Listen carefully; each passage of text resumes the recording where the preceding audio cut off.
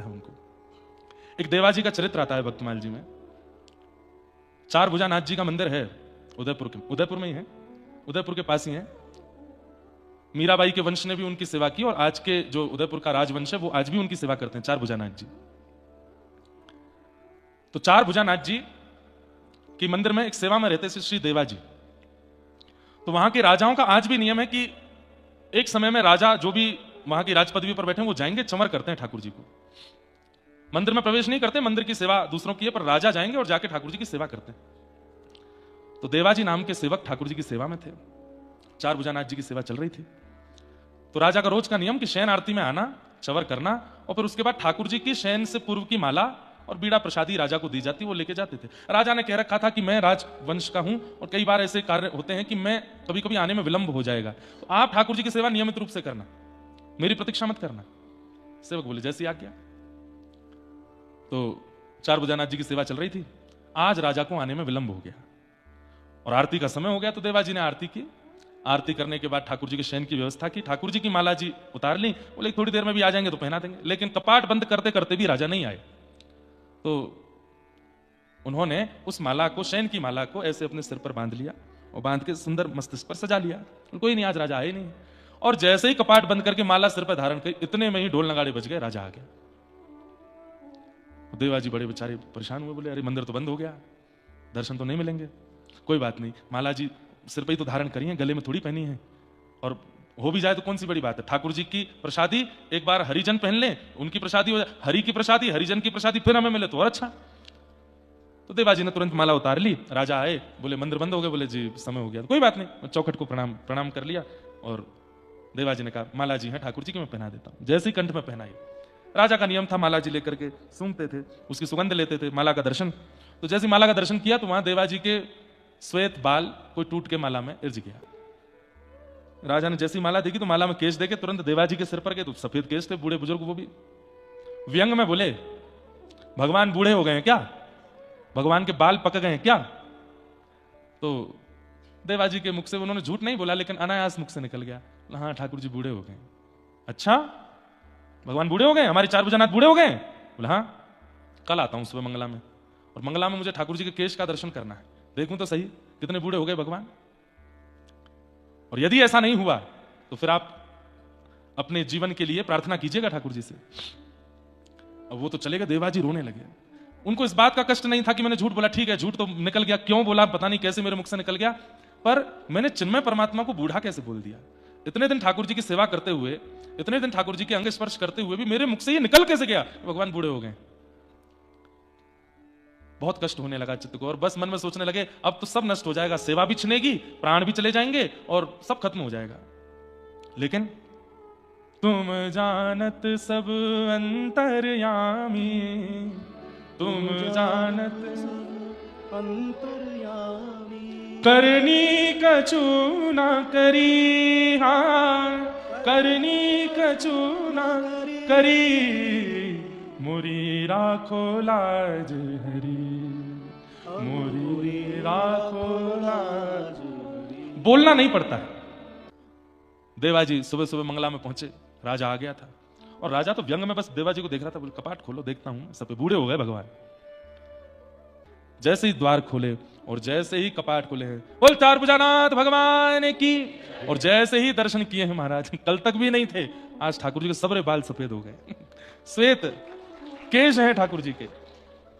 तो आज कौन हो गए, बोले बूढ़े चार भुजानाथ, बाल सफेद हो गए। सब लोग देख करके आश्चर्यचकित हो गए। देवाजी के तो नेत्रों से अश्रुधार गिरने लगी। अरे जय जय, ये क्या किया आपने। लेकिन राजा को संशय हुआ कि पुजारी हैं, हो सकता है बीच रात्रि में आकर के जो है गोंद से सफेद बाल लगा गए हों बचने के लिए। भीतर प्रवेश कर गए गर्भगृह में और देखने के लिए ठाकुर जी के केश पकड़ करके खींचे।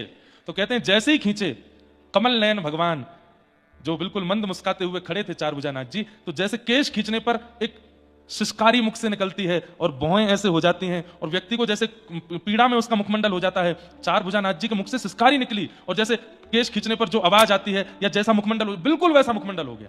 और उसका दर्शन सबने किया, उस राजा ने भी किया। और उससे भी ज्यादा कष्टदायी, जब केश खींचे तो एक केश टूटा और वहां से रक्त प्रवाह होने लगा।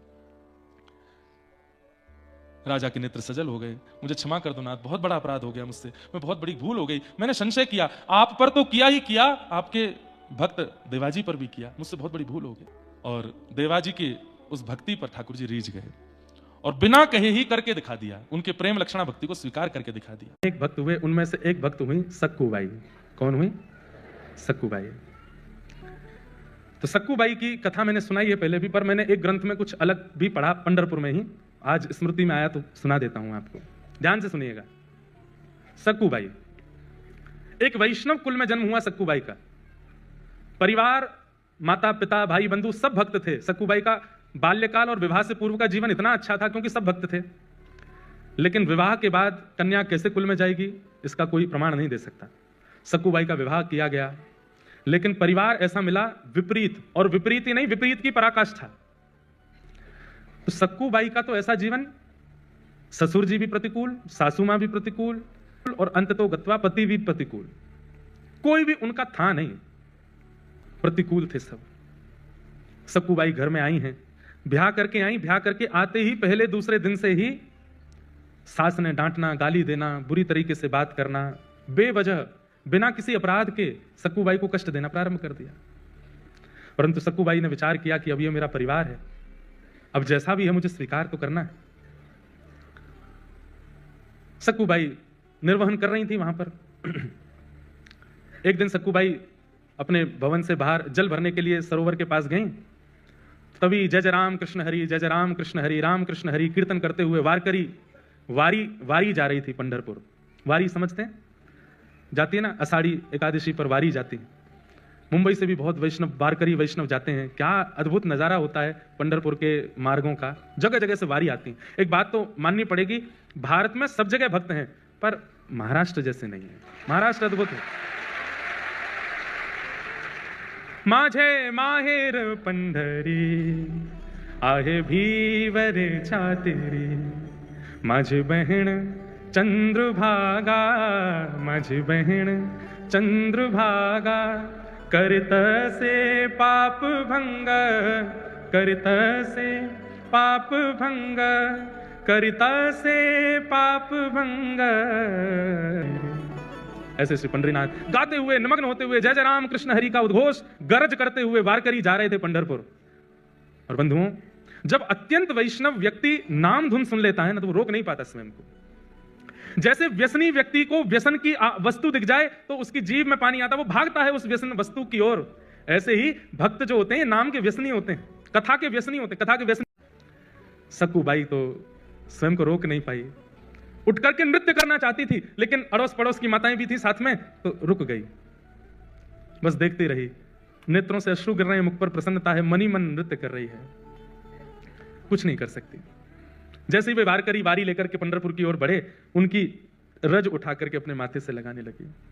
आपको प्रणाम करती हूँ, वंदन करती हूँ कि आप लोग पंढरपुर जा रहे हैं, कितने भाग्यशाली हैं आप लोग, मैं तो नहीं जा सकती, मेरे ऊपर तो कृपा नहीं। और इतनी ज्यादा भावुक हो गई कि रोने लगी सक्कूबाई। तभी एक वहां बहन बैठी थी पास में, उसने कहा तू क्यों रोती है, क्या बात है? मुझे पता है तेरे घर से आवाजें आती हैं, तुझे मारते हैं पीटते हैं तेरे घर के सब लोग, मैंने देखा है, बहुत बहुत विचलित हैं, बहुत विचित्र हैं। सब लोग इधर देखो, ध्यान से सुनो, क्या बात है? बोले कुछ नहीं, बस पंढरपुर जाने का मन हो रहा है, पंढरीनाथ विठोबा को देखने का मन हो रहा है।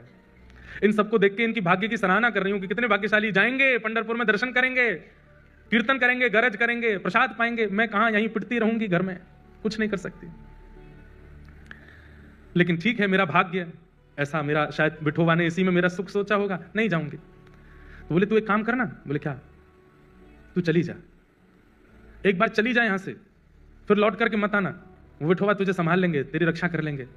नहीं नहीं, मैं ऐसा नहीं कर सकती, मेरे माता पिता पे बात आ जाएगी, परिवार छोड़ के कैसे जाऊं मैं। बोले तू जाना, कब तक विचार करती रहेगी, ये तो ऐसे ही करते रहेंगे तेरे साथ। आज वारी मिल गई है, इसके सारे चली जाएगी, कल को वारी नहीं मिलेगी, कल को कोई वैष्णव जाते हुए नहीं देखेंगे, कैसे जाएगी? अभी तो इनके बीच तू पहुंच जाएगी पंढरपुर, चली जा।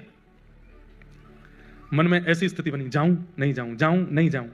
अंततो गत्वा सक्कूबाई सब छोड़ छाड़ करके दौड़ पड़ी और वारी में जाकर के निकल पड़ी पंढरपुर की ओर। परंतु ऐसा है ना कि कई लोग तो आपकी भक्ति में सहायक होते हैं, और कई लोग जो होते हैं उनको ये लगता है ये क्यों कर रहा है भक्ति, इसकी तो शिकायत होनी चाहिए।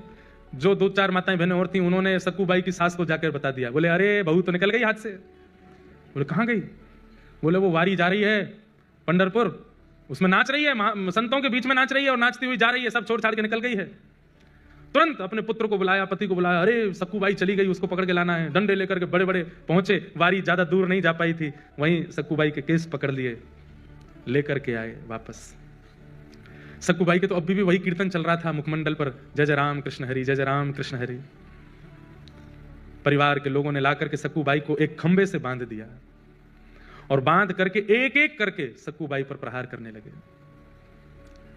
नेत्रों में अश्रु भराए, आज रोने लगी फूट फूट करके, हे विठोबा, क्या मैं इतनी बड़ी अपराधी हूं? क्या मैंने इतना प्रारब्ध मेरा गलत है, इतना मैंने जीवन में दोष है जो मैं पंढरपुर नहीं जा सकती, मैं वारी में नहीं जा सकती, मैं कीर्तन नहीं कर सकती? इतना कष्ट, संकट, विपत्ति ये सब मुझको प्राप्त होते हैं, क्या मैं इतनी बड़ी दोषी हूं?